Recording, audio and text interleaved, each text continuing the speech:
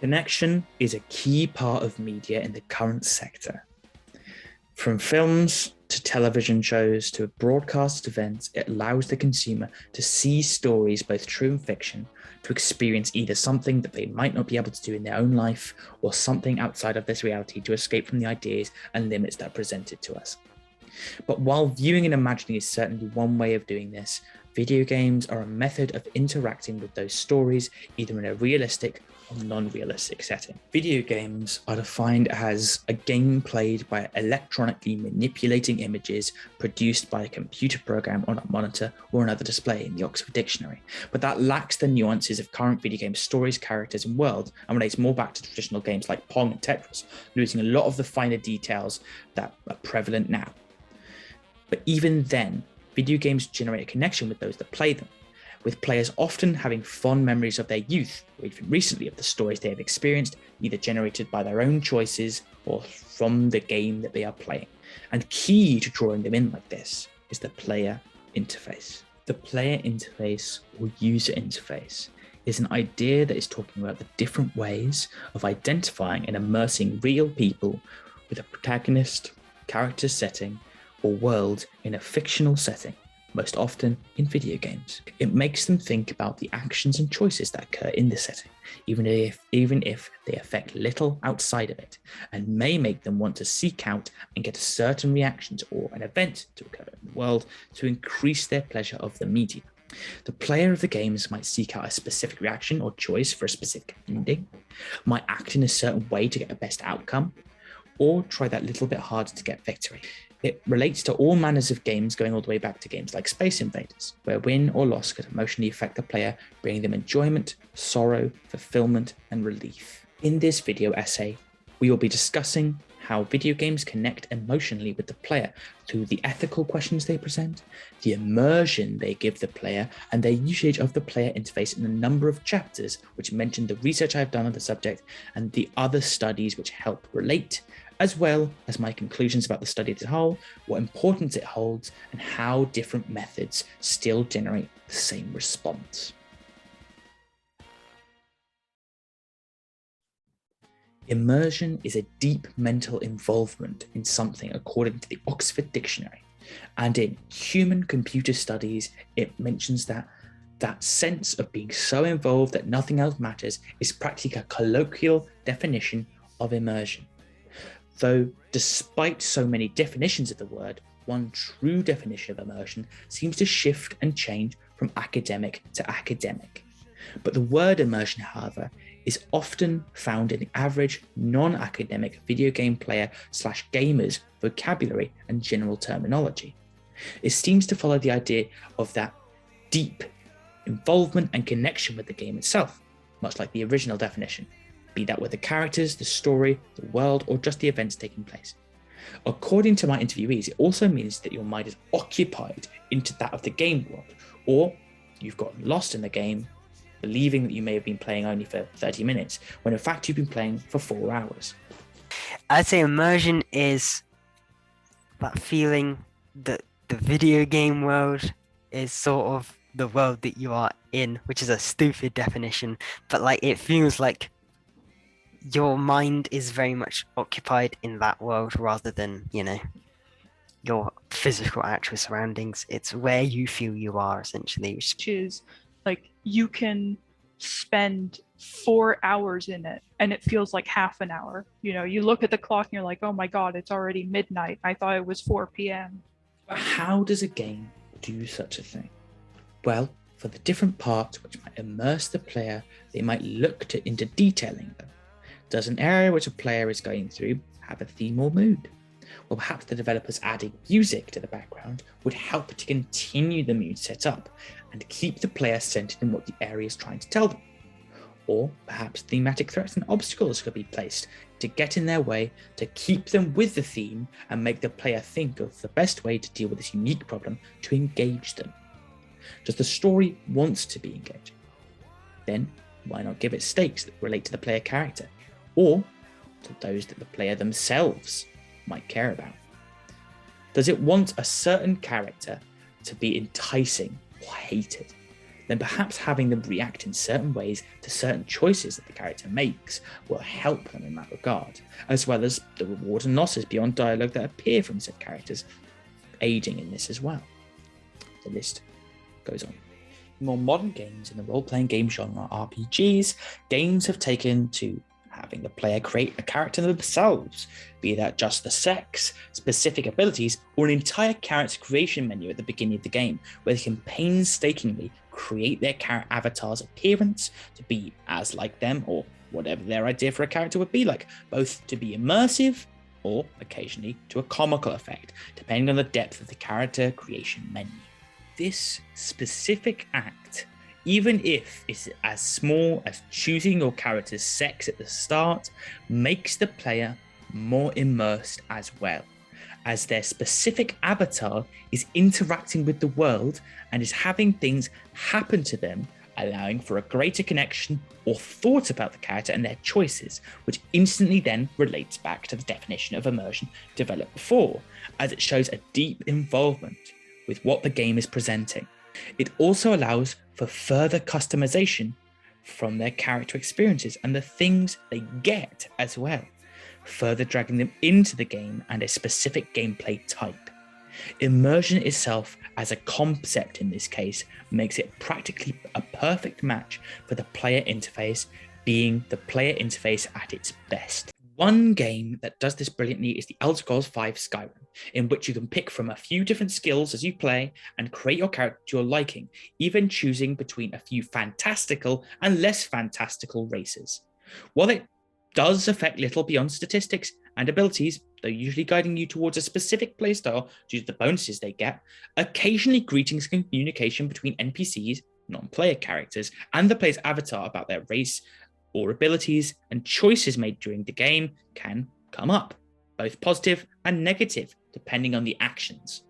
These reactions from NPCs can lead to specific role-playing choices, or perhaps just general choices that the player or their avatar might make, deciding to like or dislike certain people for certain beliefs, as long as they are believable. If not, this usually leads to a disliking of the character. But it could also just allow them to feel more for their avatar as well as others like them, and make choices that then might aid or hinder certain people because of this.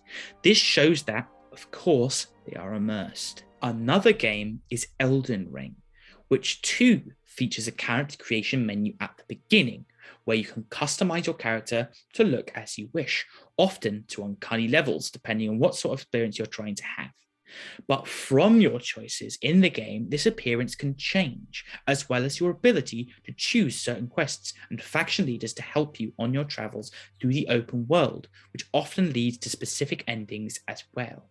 These choices immerse you into a specific playstyle or story that your avatar is partaking in, or you are playing it through, wanting certain characters to succeed and others to fail due to your newfound connection with certain characters, either through your avatar's eyes or otherwise. But what does all this mean for the emotional connection? Well, due to that deep involvement and interaction the player might have from the world, their character and the story, knowing or not, the emotional connection has been established. If the game has done it correctly, it can cause actual visceral reactions at the end of certain characters' stories, or even the avatar they have created having their own story end, be that through finishing their quest or even dying at the story's whims. It will also make them feel for their actions, as certain things they may have done, or consequently not have done, could cause adverse effects to the player's avatar, places they have grown fond of or done work in, or people they have spent time helping, hindering, or otherwise. This might make them feel sad, happy, or otherwise, either from the standpoint of losing people that were likable enough, or from the standpoint of losing ground and help, or the opposite, gaining ground and new help in the story to improve the ending result. There's a whole sub story with a veteran who lost his leg, and you help him with some submissions, and eventually he passes away while you're hunting a bear with him, and you are able to go get his horse just to keep it with you, and I went and got it, And I had, the Arabian, which is the best horse in the game. But I was like, screw it. I connected with his character. I'm going to use his horse throughout the game, like as an RP moment, role playing, to, look after the horse after he died, whatever. And at the end of the game, I had been using the horse the entire time. I mean, since I got it, obviously. And right at the end, or the end of the story before the epilogue, horse dies. Whatever horse you're using permanently dies. You cannot revive it. And I was using Buell, the horse, at that time. And that really stuck with me. It was like, it's odd because I've had, quick count, I've had 8 to 10 pets in my life. 24, had 10 pets, let's say. I'd never seen a single one die because I've always moved before. And when we moved from the US to UK, left my cat with someone. When I moved from the UK to France, my cat stayed with my parents. Right now, my birds are still alive, thankfully. And like seeing that scene, it was, I had been playing with that horse for 200 hours, and it genuinely felt like I had watched a pet die. I stream obviously as a VTuber. The day was, let me look this up. I've got the thing right here actually. Let me get this up because I want to remember this, because this was a very instrumental part in just me like making content. Oh, my neck. But like, so the day was the 24th of May, I believe. Is that it?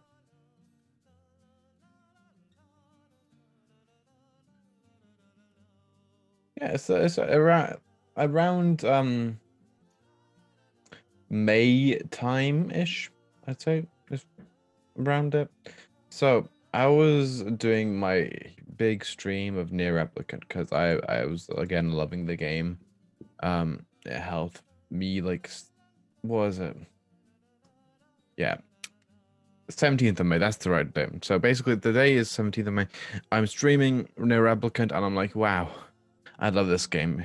This game could, this is great. And this is still in the first big part of it. So the game hasn't gotten really depressing yet. And it's like, wow, this world is awesome. I bet nothing depressing is going to happen. Yeah, I was wrong. I was really wrong. So we get to the end of Act 2, okay. Act 1, sorry. We get to the end of Act 1. And basically what happens is one of the characters die, basically, if you don't mind the spoiler. But like, and this was the character I loved the most. I was crying on a stream. I would close chat down because I didn't want to see what they were saying. And I was just having a bit of a mental breakdown on stream. Immersion really does easily roll into the topic of ethics in terms of video games going forward. Ethics as a word is usually defined as moral principles that govern a person's behavior or the conducting of an activity. It is mentioned in Game Player Ethics, a virtue ethics approach to computer games, that Aristotle defined ethics as a practical science, as a practice of virtues oriented toward the achievement of a better life. In video games, though, ethics play an interesting role. While in the past, the ethical questions were either non-existent or were posed in a way that was hard to see or not the original intention of the creator, more and more games in the modern era include more obvious ethical choices, ethical questions, or at least choices and questions that could relate back to ethics. This is especially seen within RPG genre, and in more open world games, games in which there is a large area to explore beyond just the main story of the game. But even then, there are entire games now built around such questions and choices, with each giving an outcome that could lead to a specific result or ending as time goes on, in an episodic-like story, akin to a choose-your-own-adventure novel. Each of the choices pushed forward to the player in these role-playing games often lead to multiple outcomes in the short and long term, with the player base of the game often coming together to put each possible ending to the story into a category of good ending, bad ending, etc., due to the different moral choices put up throughout the game. Though sometimes the developers of the game also put it plainly in the game as well, due to their own perceptions of what is ethically good, bad, or neutral. But there are enough games, especially recently, where the questions and choices made are less than obvious in terms of the morality. And even the endings lead to ambiguity to if you did the right thing or not, leading to the discussion among gamers on what the right choice was to do or complete. Of course, some people may choose one moral choice or another, or try to do the all good or all bad options according to their own senses of what is best for the people or for their own fun. But the moment the game draws the player to really think about their actions and what they might lead to for their avatar, the other unplayed characters, the world, and the story, the player has an emotional connection to the game due to the fact they actually give a damn about what their actions lead to, either due to the fact that they have been pulled into the world emotionally enough to not want to see certain bad things happen to certain people, or perhaps want to see certain bad things happen to the right people, or due to the fact that it would be negative or positive to a certain experience due to choices' likely outcome. A game that features a sort of outcome like this is Fallout New Vegas. In the game, after traveling and either getting your revenge on the man who shot you in the head, or at least collecting the delivery he took from you, you gain the option to work with one of 4 differing factions toward the ending of the story and taking control over Vegas. However, these factions have multiple different goals, opinions, and problems, which might lead you to wanting to go to a different one due to the moral implications of their differing ideologies and beliefs. And due to the specific endings, that might come out due to siding with one or the other.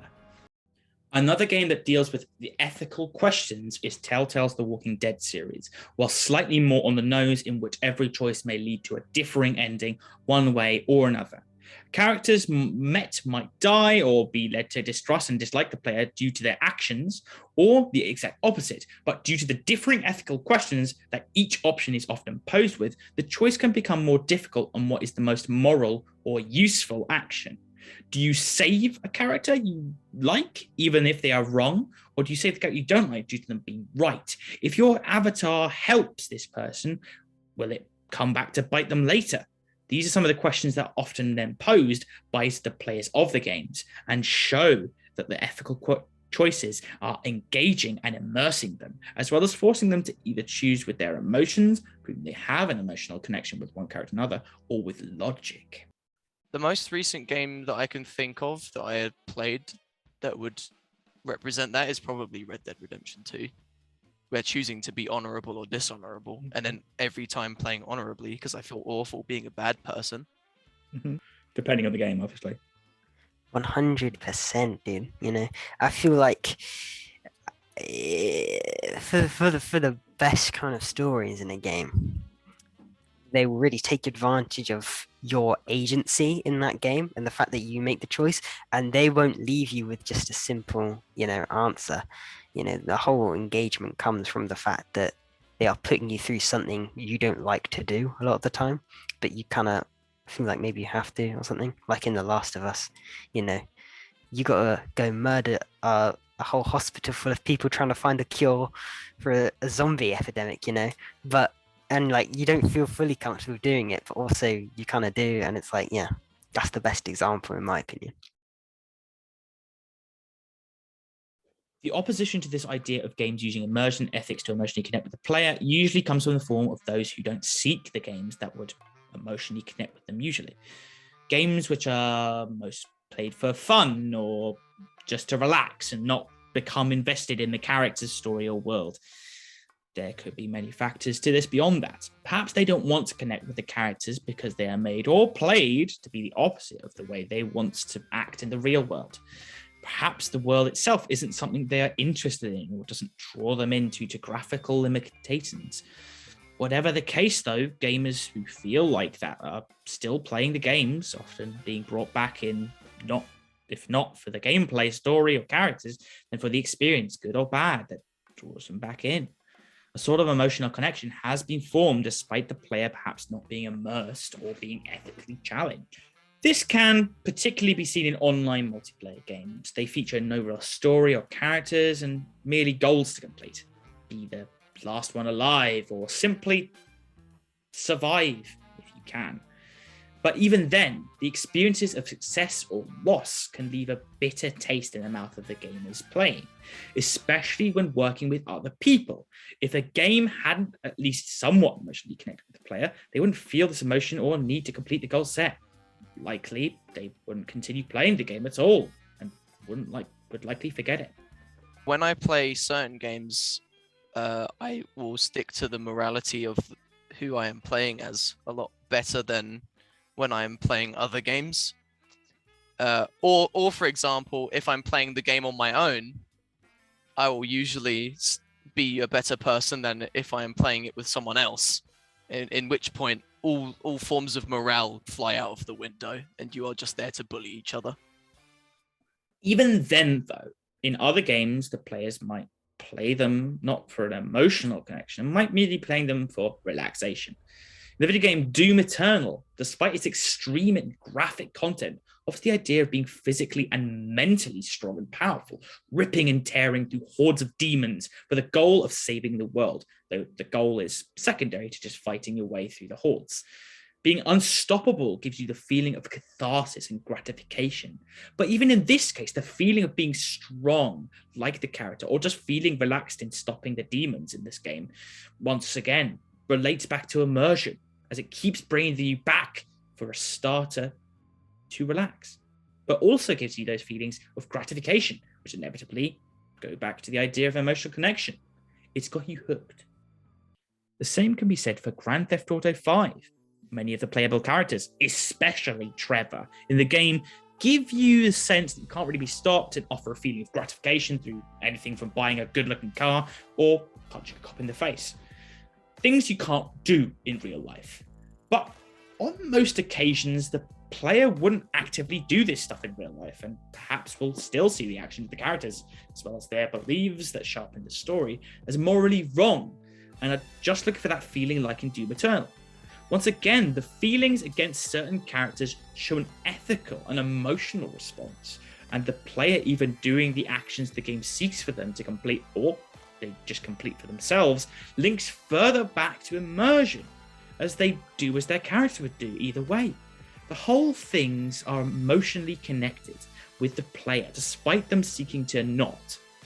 Negative emotions are still emotions, even if there's understanding behind the choices and the character makes in the story beyond the control of the player. While the immersive side still draws people into an emotional connection one way or another, the ethical side does sometimes have a harder time reaching some players. Some of my interviewees said that depending on the game, they might not be drawn in the moral or ethical questions and would rather just play for enjoyment.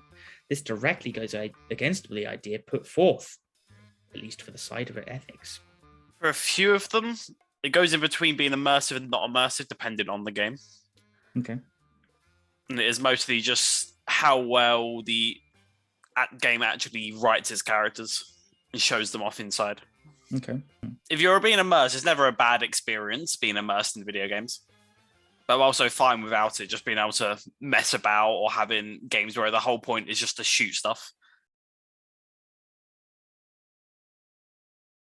The conclusion of the study and this question is a broad one. From my interviews and studies into other works, I discovered that video games use a great deal of ways to emotionally connect with a player, but some games are better than others.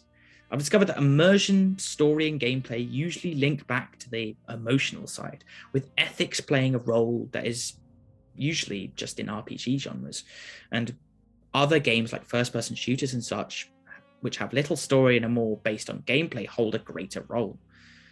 Some players also do try to distance themselves somewhat in continuing to understand that it is a game, it isn't real, which is also hampering their emotional connection, despite story characters and worlds as well. The different chapters all relate back to each other. The player interface itself is a mixture of immersion, freedom of choice, and storytelling, as all of those are required to draw the player in, especially immersion, to the point where an emotional connection can be gained. With the player interface being that deep connection to it, it's no surprise many games hold strong memories and emotional ties to specific games they have played in the past or otherwise. They have been interacting with the player interface the way intended. So with video games, I always kind of think of like the childhood, the core memories. So my very first time launching up like PlayStation 1, and just hearing like the theme and then playing like Crash Bandicoot. And I remember sort of playing with my dad, because that's sort of what was like bonded like mine and my dad's like relationship, like just having to play games together and having that common interest that was passed down from him to me. And sort of, I think at one point I remember like he was stuck on a level and I was like about 4 or 5 and I done it for him. And he was like just so proud of me. He was like, oh, bye, oh my God. So I think very much like, yeah, kind of like nice moments like this, I think they're always sort of like in your head and your heart. And I think, yeah, very much that. Cool. Wicked. To me, the immersive experience of certain genre that I can personally play still holds emotional weight to me. Even some games considered to just be gratifying shooters of different genres can hold some weight one way or another in terms of immersive and ethical points and questions they pose, using dialogue here and there, depending on their use of it. But no matter the use of immersion, ethics or otherwise in the video games, it came up consistently that the memories and things that the players themselves did in the game held the most merit and gave them the emotional connection to those games. And I continue to believe that any video game can generate an emotional connection using any of these, no matter its content. This thought of the emotional connection is important, not just to me in my life, but the playing of video games and then connecting to characters teaches people what they like, can take them out of stressful situations to calm them down and take time off to be someone else and somewhere else. It's important to recognize that, especially in the modern era, as so much work has already been done on movies, books, and television and performances in general, and not in the performance elements of video games that hold weight in that field. In fact, in some ways, it pushes forward a new way of thinking due to the fact that the actions being played out in the game are the player's own choices, which changes the idea of the performance entirely.